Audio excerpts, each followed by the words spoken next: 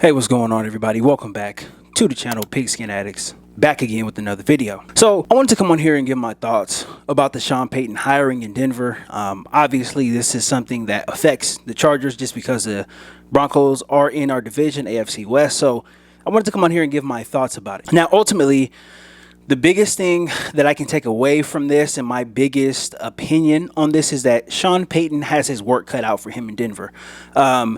This is not a plug and play type of hire. He has his work cut out for him. This Denver team, this Denver organization, they're in a very precarious situation right now. They are in a spot where, things can get very bad very, very quickly for them. So I think, with the new ownership group, them hiring Sean Payton, to me, it looks like they really are trying to steady the ship, right? They really wanted somebody who had experience. They wanted somebody who can come in and deal with this difficult type of situation. And it is a difficult situation. Make no mistake about it. I know the Penner family, right? They own Walmart. They're the ones who bought the Broncos. The NFL is different, though, right? It doesn't matter how much money you have. You're gonna have to build your team just the way everybody else does. You have to adhere to the same rules, right? And they're in a very precarious situation at this point, and I think that's why they brought Sean Payton in. Now, the number one thing to point out with Sean Payton, right? As much as I like him as a coach, as much as I like his leadership in New Orleans, right? What he was able to do there with Drew Brees. The one thing you have to say about this is that this is not the AFC South, right? Obviously, Patrick Mahomes and the Chiefs, they're in this division. They're not going anywhere. You look at the Chargers, right? We expect the Chargers to, still be good, right? They should still be formidable. So this is not and the Raiders are pretty much whatever happens there happens, right? They could get a quarterback. They could be okay next year. They might be in the market for Aaron Rodgers. We don't know, right? But whatever happens with the Raiders happens with the Raiders. But the one thing that you know is that this is not the AFC South, right? Sean Payton coached a very long time in the AFC South where, pretty much all three other teams outside of the Saints were riding the quarterback carousel, had bad coaching, bad rosters, injuries, right? There was a lot that was going on in the AFC South when Sean Payton was there. And, to be honest with you, it was one of the weakest divisions in football for a very long time. It still is at this point right now. Some of those teams just really can't get it together, outside of one season, right? None of them can really be consistent year in and year out. So I think Sean Payton was able to take advantage of that.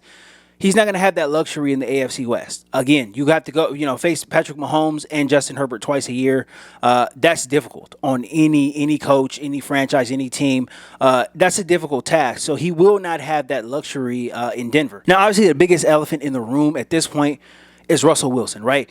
He clearly had the worst season of his career last year. So bad that, a lot of people, including myself, I'm wondering if he, has declined physically, right? Because it was just bad all around. There really wasn't anything redeeming about, the year that Russell Wilson had. So obviously coming into 2023, I think it is fair to question, does Russell Wilson still have it? Is he still capable of playing the quarterback position at a high level? That is a question that we don't know, right? It has not been answered yet, and it will not be answered until the season starts. And I think this is going to be a very interesting, situation, right, as it develops. The one thing I will say, though, pay no attention to any of the offseason chatter. There's going to be a lot of offseason chatter. I'm predicting it now, right? You're going to hear a lot of stuff about, oh, man, Russell Wilson looks so much better, this and that and the third. You're going to hear all of that stuff. Do not believe any of it, right? I will believe it when I see it. And that's where everybody should be with the Broncos. That's where everybody should be with Russell Wilson. Believe it when you see it. He might be washed, right? He might be washed. Maybe he was injured last year, right? I don't know. There's a litany of things we can get into regarding Russ, but the one thing we know is that he has to prove that he can play. Can he still play? So that's one thing that he has to prove, and it's not going to get any easier for him. Now, when you look at Russell Wilson and his contract, right, this is clearly one of the worst contracts in the league. based off of how Russell Wilson performed last year, right?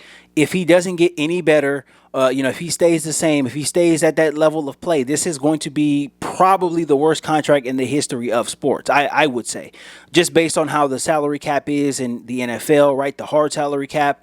This is much, much more of a, punishment, right? For any NFL team than it is an NBA team, right? This is a very, very, very bad contract if Russ stays at this level, right? So his cap hit going into 2023 is only going to be 22 million, right? 2024 is going to be 35 million, and then 2025 is going to go up to 55 million dollars. Now that is a scary number. It's a very scary number for the Broncos. They know this. They understand this. That's why I think there was some panic when it came to their head coaching search, and this is why I think they threw that money and the power at Sean Payton, because they wanted somebody to shepherd this, right? Like I said, this could go bad very, very quickly. And knowing that Russell Wilson has this huge contract with all of this guaranteed money, it's really a cloud hanging over the franchise at this point right now. Now, the earliest that the Broncos can think about cutting Russell Wilson, right, for a decent dead cap hit is 2027. So that is 4 years away. That's a legitimate 4 years away. So they're going to have to ride this ship out with Russ. And in 2027, they can cut him, and it would only be a $12.8 million dead cap hit, right? They can't really cut him at any other point, right? Even if 2026, if they wanted to cut him in 2026, it will be a $49 million cap hit. That's almost $50 million. That's almost a fourth of your salary cap if you were to cut him. Don't expect him to, redo or restructure this contract or anything else, because this is going to be his last big money contract. He's not leaving any of this money on the table. I don't even think that is an option. He knows it, especially the way that he played last year. He knows that he cannot restructure this. He can't take any money off. He is going to have this contract going forward. So that's not something that anybody can look forward to. He is going to be on this contract. And again, this is a cloud hanging over the Broncos franchise. Now, to add to this difficult situation, right?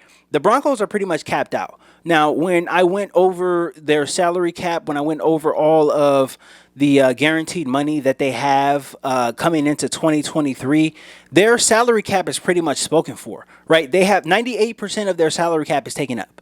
98%. They have guaranteed money to a lot of players next year. Players who are not, necessarily superstars either, right? This is not the most talented roster, but they have money that they owe guys next year. Now, outside of restructuring, outside of trades, right, their salary cap is pretty much spoken for. They don't really have all that much room to bring in, a lot of guys, right? They cannot make the wholesale changes that a lot of people want them to make. They just don't have the room. And going forward, right, the cap is going to look pretty much the same way going forward, because Russell Wilson's cap hit goes up $13 million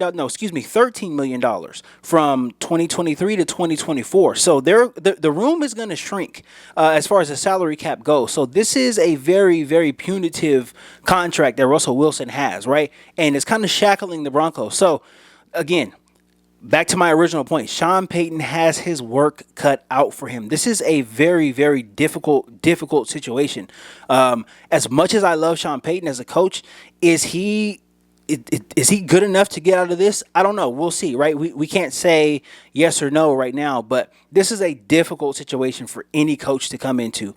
Rookie head coach, a coach with experience, a Super Bowl winning coach. This is a bad situation for anybody to come into. Now, I think one of the more underrated moves that was made by the Broncos was releasing the defensive coordinator, Ejiro Evero, out of his contract. He got swooped up real quick in Carolina. He's going to be the defensive coordinator in Carolina under the new head coach, Frank Reich.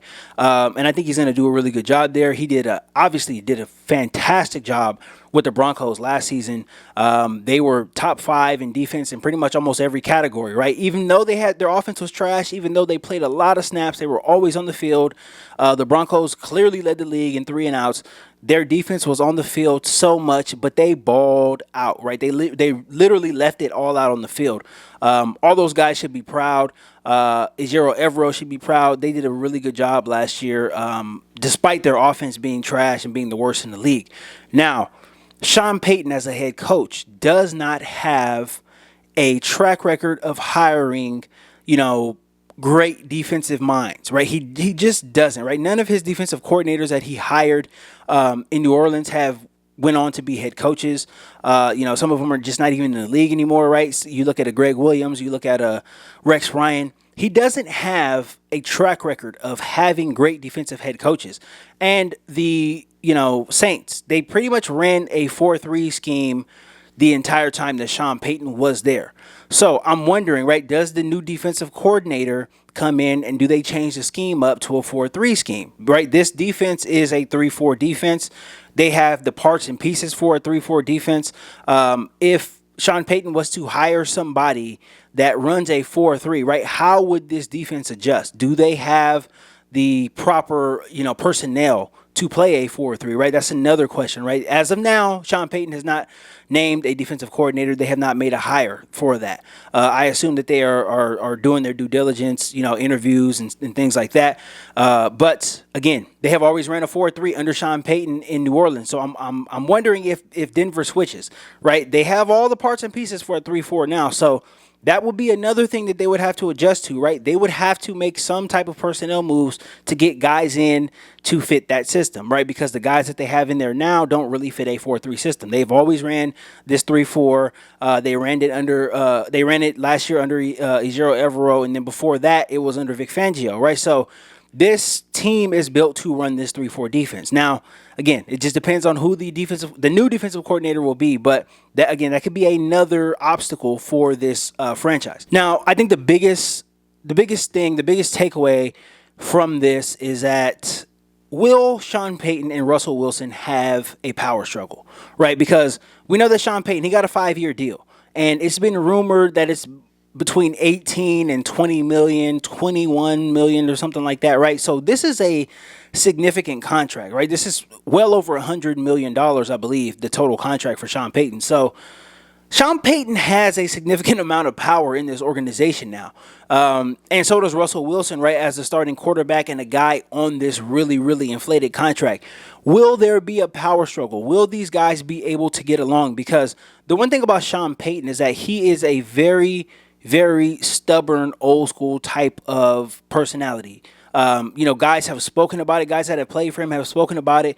He is a barker, right? He will bark and yell at guys when they are not performing up to expectation, right? He does these little things where, he can get under your skin as a player, right?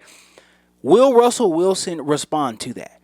How will he respond to being coached that way? That is one of the bigger things that I am looking at. But you have to wonder, will there be a power struggle in Denver? Sean Payton just did an interview at the Super Bowl, right? Radio Row. He said that Russell Wilson's personal, team of coaches will not be allowed in the facility come next year, right? He already made the declaration, pretty much before he's met all the players and stuff, right? So he is coming in and he's bringing his personality with him, and he is not going to pull any punches, right? That's who Sean Payton is. He has a significant amount of power already in this organization. Will Russell Wilson respond to it, or will the Denver Broncos have to move on from him, right?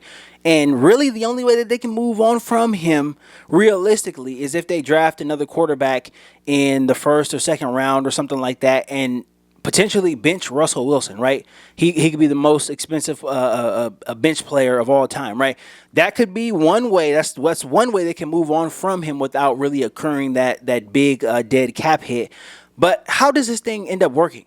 There are so many question marks to this, and this is why I was very, very surprised that Sean Payton took this job. I honestly thought that he was going to go back to Fox and wait it out another year.